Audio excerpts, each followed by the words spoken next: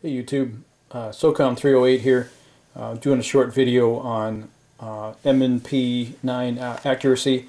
I had read some things in the magazines and some different forums and whatnot where people were talking about the accuracy not being so good in the Smith & Wesson M&P9 series.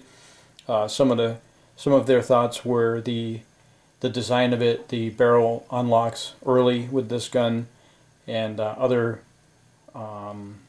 concerns were the barrel twist also, and different weight bullets seem to shoot differently out of it. So anyways, I wanted to see how mine was running and see if mine was affected or what was acceptable. I'm not a bullseye shooter by any means, and you know, when I shot this thing at the range, I set up with a bench, sandbag, and a rifle rest, and if I had a chair and a few other accessories, I might have been able to lock down a little better.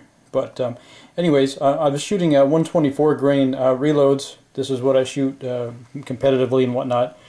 It's a precision delta 124 grain jacket to hollow point. It has a pretty long shoulder to it here, and that may be one of the reasons why it seems to be fairly accurate. Anyways, I shot this group at 25 yards.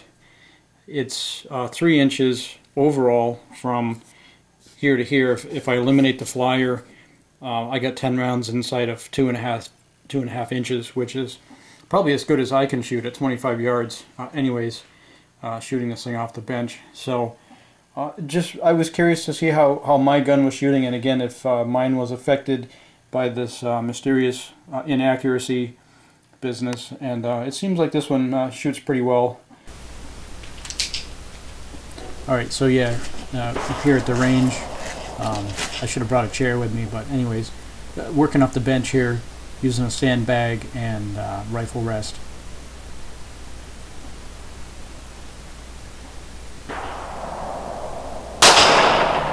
Won't bore you with all the shooting, you get the general idea. Basically shot it off of here. So the idea here is get yourself set up nice and firm on the bench. Shoot, see what the gun is actually doing. If you need to adjust the sights, whatever, shooting from the bench, you can eliminate all the human error of you moving and whatnot. So yeah, here's the target, 25 yards, 10 shots. So the point of this video was to give other people with M&P9s an idea of what some of the other guys' guns are shooting like, and hopefully answer some of those questions.